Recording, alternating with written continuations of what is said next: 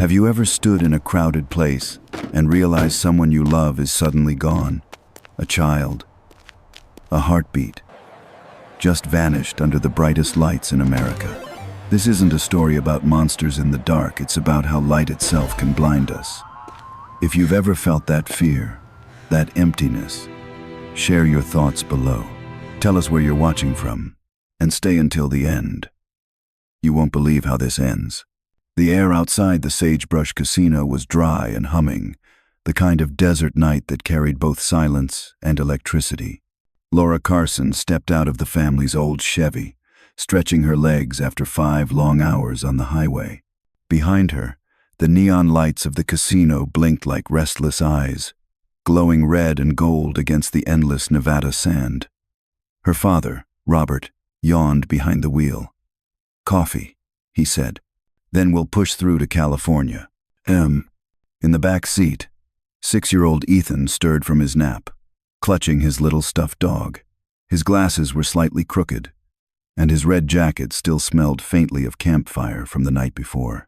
When he spotted the arcade through the glass doors, his sleepy eyes lit up. "Mom, can I play? Just one game, please?" Laura smiled, brushing the dust from his hair. "10 minutes, champ.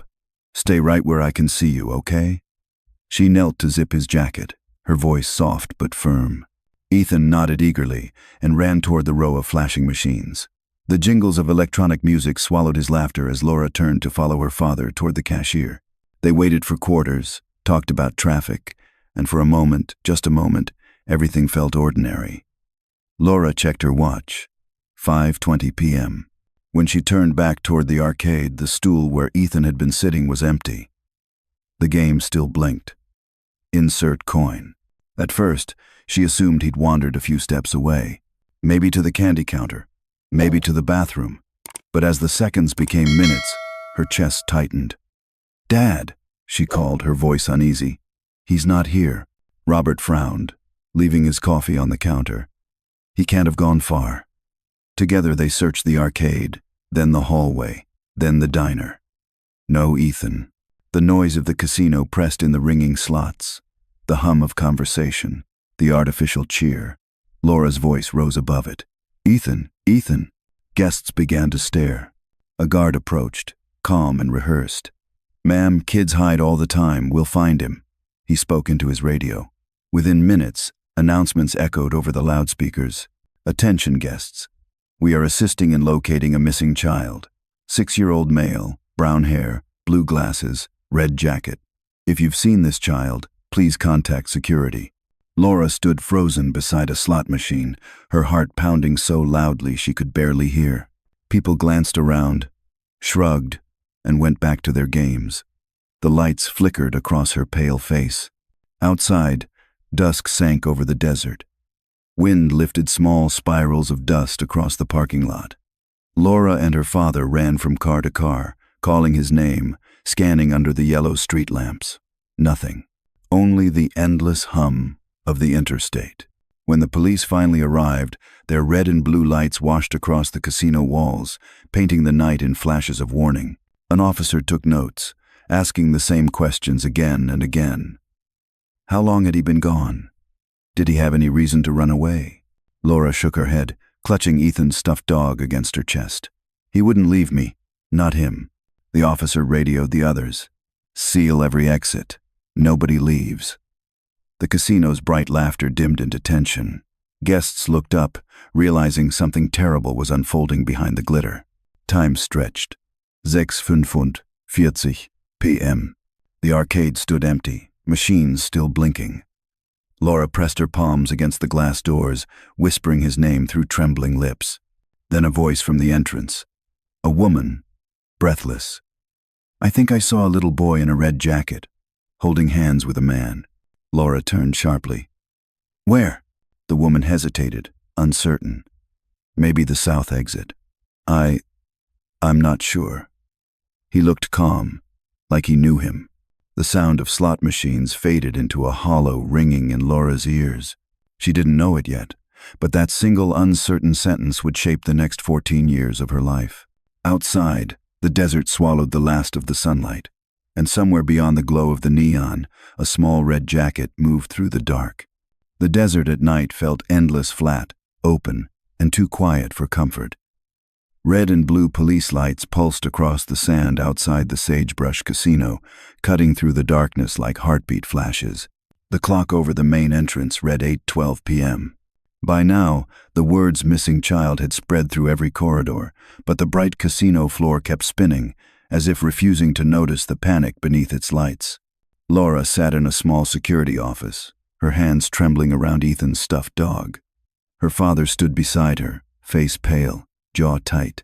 Outside the glass door, officers spoke quietly into radios, marking maps, assigning search routes. A sergeant leaned in. "We'll sweep the parking lots, ma'am. The desert, too. Do you have a recent photo?" Laura fumbled through her wallet and pulled out a small school picture. Ethan, smiling with uneven teeth, the corner of his glasses catching light. The officer nodded, then carried it out to the waiting patrols. By 9 p.m., search teams were walking the perimeter with flashlights. Dogs barked, straining on their leashes. Wind pushed fine dust through the air, erasing tracks almost as soon as they were made. Each minute felt heavier than the last. Inside, the casino's PA system repeated the same announcement every 15 minutes. "If you have seen this child." The words had become background noise.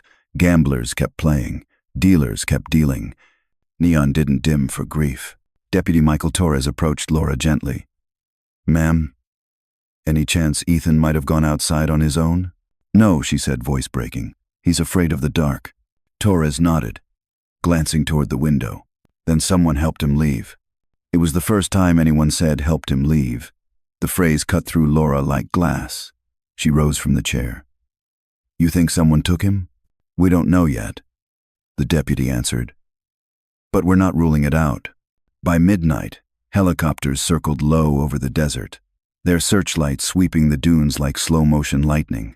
Officers moved methodically, calling Ethan's name into the wind. The only reply was the hum of the highway and the occasional cry of a coyote. At 12:47 a.m., one of the searchers shouted. Everyone froze. Laura's breath caught as they ran toward the voice. A young deputy knelt beside a parked truck near the edge of the lot, holding something small between his gloved fingers, a pair of bent blue glasses. Laura's knees gave out. She recognized them instantly. "Those are his," she whispered. "My God, those are his." The glasses were dusty, one arm twisted, the lenses cracked. No footprints nearby, no blood, no sign of struggle, just the glasses, half buried in sand, like the desert had swallowed the rest. Torres placed a comforting hand on her shoulder. "We'll send it to the lab. It might tell us something." But Laura already knew what the emptiness meant. She stared out toward the black horizon, where the lights of the casino ended and the true night began. Somewhere out there, her son was alone or worse. The next morning, the story hit local radio. "Boy vanishes from Nevada casino." News vans parked outside the Sagebrush sign, cameras turning every tear into a headline. Reporters spoke words like abduction, suspect, no trace. Laura stood by the barricade, hair tangled by desert wind, her eyes hollow but fierce. "I don't care how long it takes," she said quietly to the deputy beside her. "I'm not leaving this place without him." And yet, as the sun rose over the empty dunes, even the light itself seemed to retreat from the truth, leaving behind only the sound of the wind and a broken pair of glasses gleaming faintly in the sand. The next spring brought no answers, only headlines. "Suspect in casino child case identified. Nevada police close in." The name splashed across every TV in Las Vegas. Harold Pierce, a 8-year-old software programmer from Henderson. He wore wire-rimmed glasses, had blonde hair, and most damning of all, had been at the Sagebrush Casino that Thanksgiving weekend. Laura watched the report from her small motel room, heart racing. The anchor's voice was confident. Witnesses claim a man matching Pierce's description was seen leading the missing boy toward the south exit. The screen cut to Pierce being escorted by deputies, blinking under the camera flashes. She pressed her palms together. This has to be him. The image of Ethan's little hand in a stranger's grip haunted her. She imagined her son scared, confused, trusting the wrong man. Detective Karen Doyle, assigned to the case, met Laura at the station 2 days later.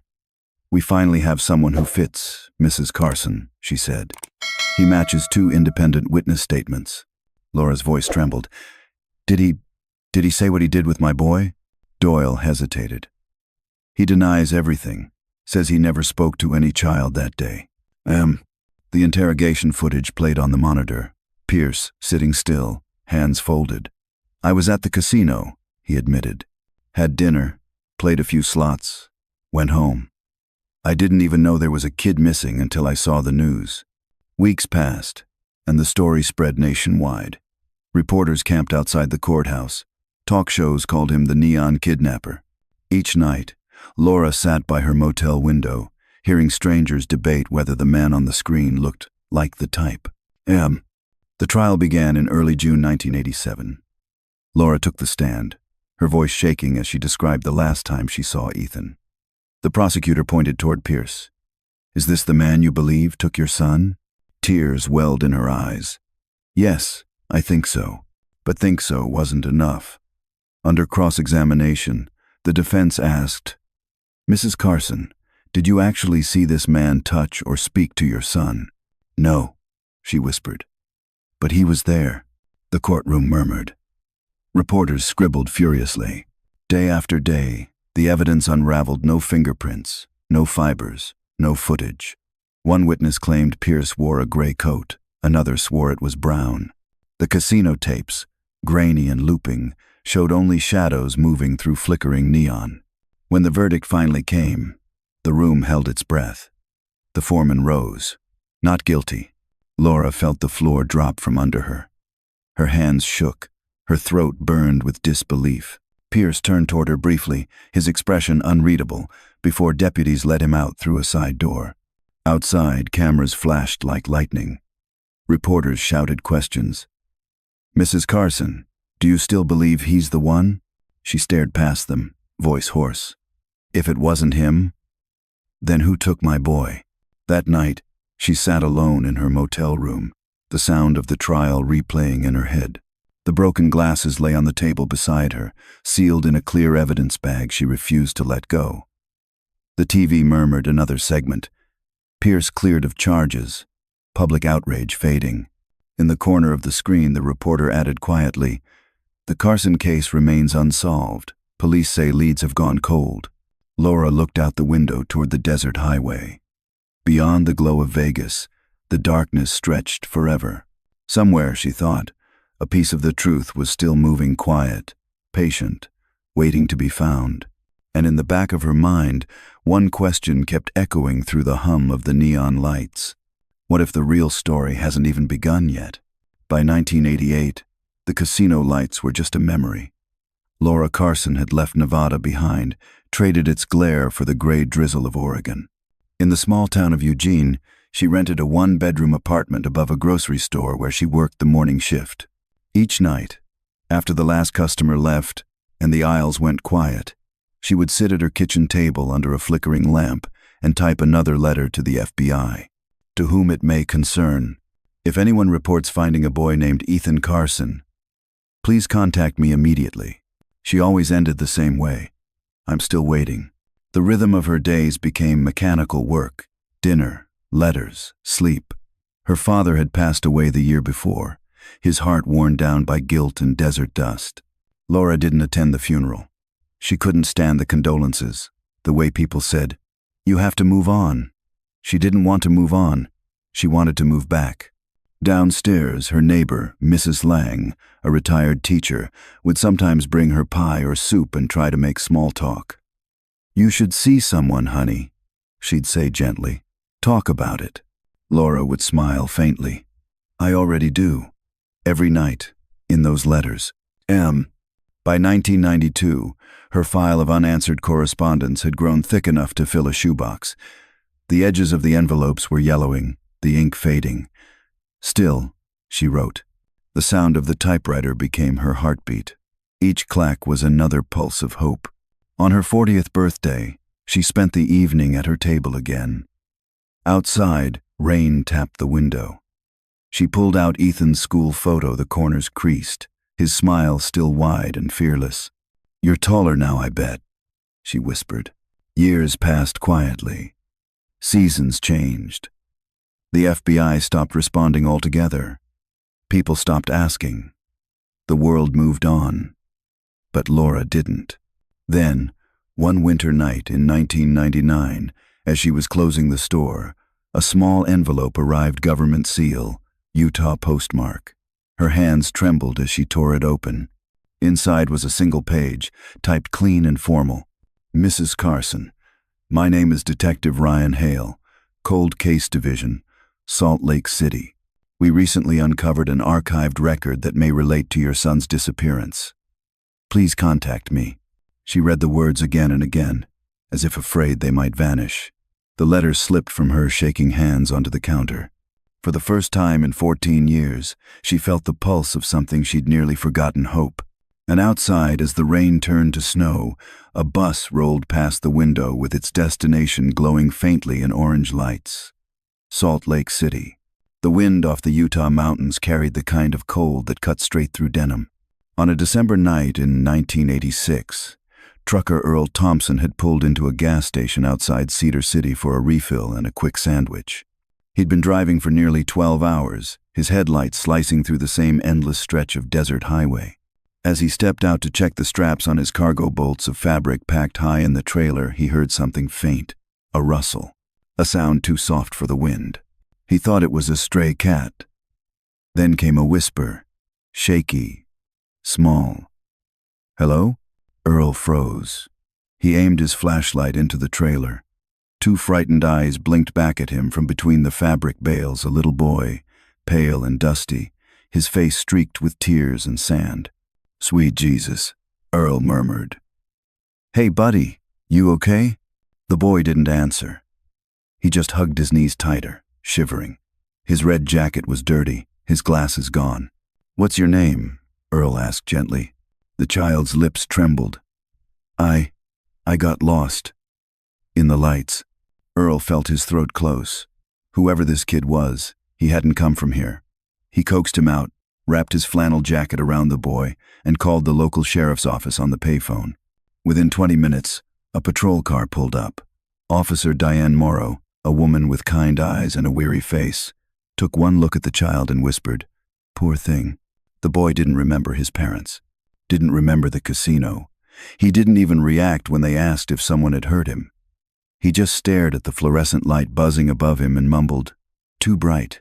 Because Utah had no access to Nevada's missing child reports, the police logged him as John Doe #height 4U. For the next few days, social workers tried to find a match.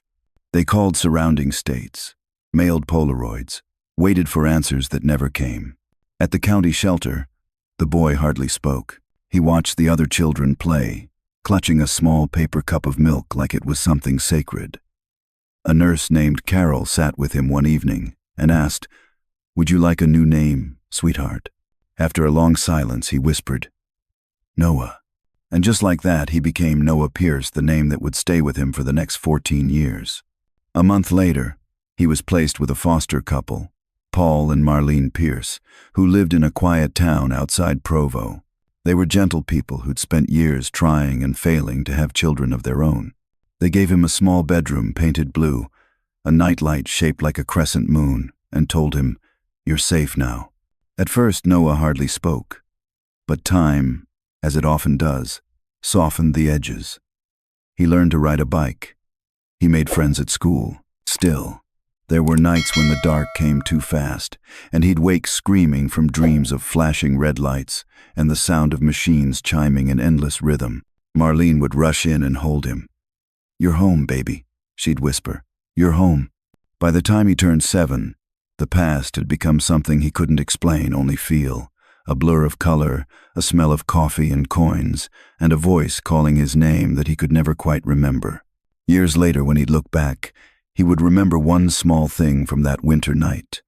The man in the trucker's cap kneeling beside him, saying softly, "You're safe now, son.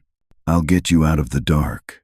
What no one knew, not the officers, not the Pierces, Not even Noah himself was that his real name still sat inside a sealed file in Nevada, labeled Ethan Carson, missing minor case 86 to 1129. And somewhere, hundreds of miles away, a mother in Oregon was still writing letters to a son who had already been found just under another name. Salt Lake City smelled faintly of snow and exhaust that morning, the kind of cold that makes breath visible, as if every exhale is proof of being alive. Laura Carson sat in the back seat of the unmarked sedan, twisting the strap of her purse between her fingers. She hadn't been here since she was a teenager, back when she still believed every problem could be solved by reason. Now, after 14 years, she was about to meet the impossible. A son the world had declared gone. Detective Ryan Hale glanced at her in the rearview mirror. "You don't have to do this today," he said softly. Laura shook her head. "I've been waiting since 1986. Today's fine." When they pulled up outside the Salt Lake City precinct, Laura hesitated at the door. The building wasn't remarkable gray stone, glass windows, but for her, it might as well have been the edge of another life. Inside, the hum of conversation and clicking keyboards filled the air. In a small interview room at the end of the hall, a young man sat with his hands folded, shoulders tense. Noah Pierce, 20 years old, college sophomore. He'd been told he was helping identify a cold case. He didn't know that the woman about to walk through the door was his mother. Ryan stepped in first. "Noah, thank you for coming back. There's someone I'd like you to meet." Laura entered quietly. For a moment, the world narrowed to the sound of her own heartbeat. Noah turned, confused. His eyes, Ethan's eyes, met hers. He frowned slightly. "I know you?"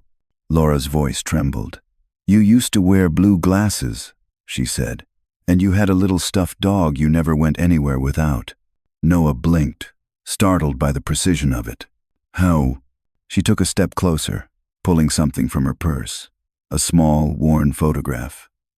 Ethan, age 6, smiling at the camera, red jacket zipped up to his chin. "I've been waiting for you," she whispered. He stared at the photo, his face tightening. A memory flickered behind his eyes, bright lights, the sound of machines chiming, a woman's voice calling his name. He pressed a hand to his temple. "I remember. Lights, red lights, and..." Laura's breath caught. "You said that once, the night you disappeared. I got lost in the lights." Noah's eyes widened. He reached instinctively to the back of his right ear, feeling the small, teardrop-shaped birthmark the nurses had always noticed. Ryan watched quietly as Laura stepped closer, her fingers trembling as she brushed aside his hair, revealing the mark she'd memorized from a doctor's note 14 years ago. Her tears came before she could stop them. "It's you. It's really you." For a heartbeat, Noah didn't move. Then his expression cracked walls of confusion and disbelief, collapsing into raw emotion. He reached out, hesitating only for a second, then pulled her into his arms. Laura broke. She clutched him the way drowning people hold air, sobbing into his shoulder, whispering his name again and again. Ryan stood by the doorway, quietly stepping back to give them space. For all the years he'd worked cold cases, this was the moment every detective silently dreamed of but rarely saw, the instant when statistics turned back into life. When Laura finally looked up, she cupped Noah's face, memorizing every line of it. "You grew up safe," she said through tears. "That's all that matters." Noah's voice was quiet, almost childlike. "I had dreams sometimes.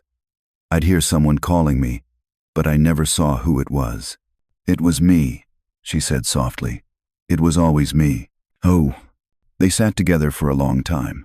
Outside, the snow began to fall, soft and soundless against the windows. Later, Ryan returned with 2 mugs of hot chocolate instead of coffee. "You've both had enough of bitter things," he joked lightly, setting them down. Laura smiled through her tears. For the first time in years, her laughter didn't sound like something breaking. As they prepared to leave, Noah looked at Ryan. "What happens now?" Ryan shrugged gently. "That's up to you two. You have 14 years to catch up on."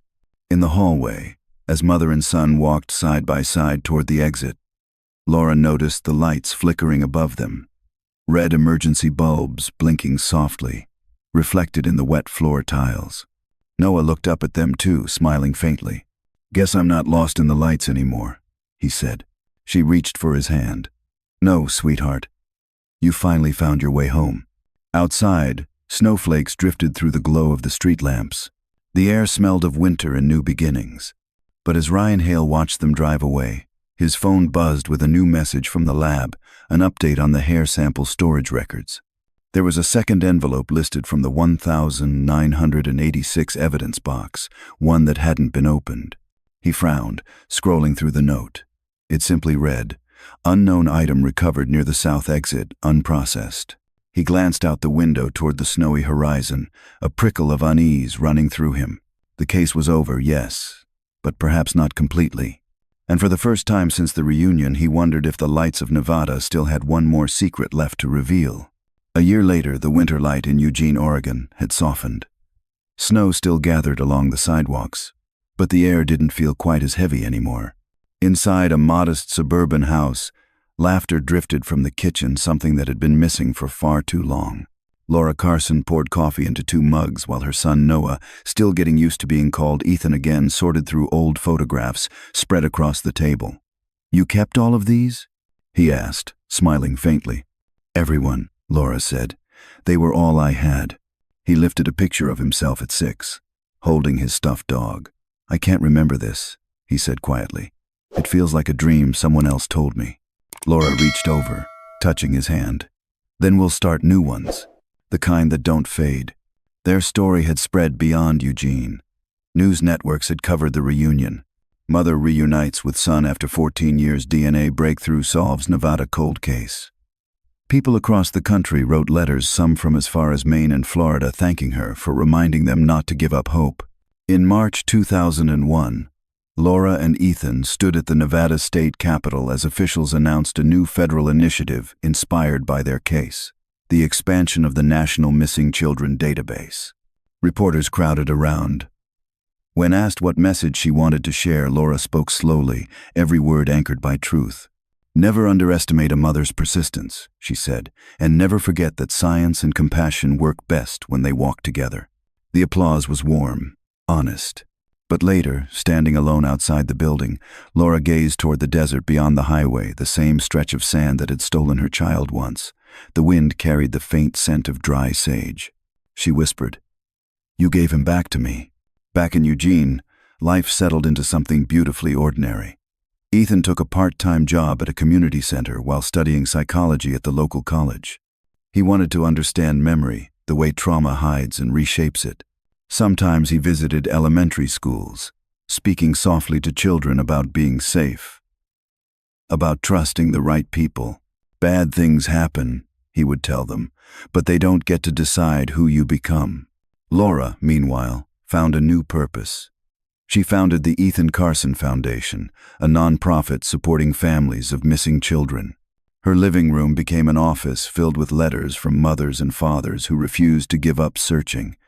She answered every single one. Late one evening, as she was sorting envelopes, Ethan came in holding something. "Look what I found," he said. In his hands was a small box labeled "Evidence Return. Clark County 1986. Inside, wrapped in tissue, lay the bent pair of blue glasses the police had recovered all those years ago. Laura's breath caught. "They mailed them back?" He nodded. "Said it was cleared for release, now that the case is closed." She took them carefully, tracing the cracked lenses with her fingers. "These were the last thing I had of you," she whispered. "And now they're just proof that miracles happen." Ethan smiled, setting his hand on her shoulder. "You kept believing when everyone else stopped. That's why I'm here." They sat together in the quiet. Outside, the rain turned the streetlights into soft halos on the pavement. Months later, mother and son traveled once more to Nevada. The old Sagebrush Casino had long since closed its sign, rusted, the parking lot cracked and empty. A new memorial garden stood nearby, funded by the Ethan Carson Foundation. At its center was a small stone bench and a plaque engraved with simple words, "For every child still waiting to be found, the light never dies." Laura placed the blue glasses beneath the plaque and whispered, "This is where the story ends." Ethan looked around the empty desert, the sky painted with gold and violet. "No," he said softly. "This is where it begins again." She smiled through her tears, pulling him into an embrace as the evening wind lifted dust across the forgotten parking lot. The neon sign flickered once more, as if taking one last breath before darkness reclaimed it. As they walked back to their car, Laura turned to glance over her shoulder. The setting sun caught the broken glass frames, sending one brief flash of blue light into the dusk like a signal, a promise. Somewhere in that light, she could almost hear a child's voice again, faint but sure, saying the same words he had whispered long ago. "I got lost in the lights." Laura smiled, whispering back, "And you found your way home." The camera of memory pulled wide, mother and son driving west along the highway, the desert stretching endless ahead of them. The voiceover would end the story simply, "In a world full of bright distractions, love remains the one light that never fades." The story of Ethan Carson is more than a tale of disappearance and reunion. It is a reflection of faith, endurance, and the unbreakable bond between a parent and a child. It reminds us that hope is not a weakness, but a form of quiet strength that defies logic, time, and circumstance. In a world where many give up when answers don't come, Laura Carson chose to believe, to keep writing letters to a son the world had already buried in silence. Her persistence becomes a mirror for every person who has ever lost something, a loved one, a dream, a part of themselves, and still kept searching. The story also honors the power of progress, how science, empathy, and human determination can meet to heal what once seemed impossible. It shows that closure isn't just about finding someone, it's about rediscovering yourself through the journey. For every light that blinds, there is one that guides. Ethan Carson's story teaches us that miracles are not born from luck, but from love that refuses to surrender, and that sometimes the smallest light of faith can lead us all the way home.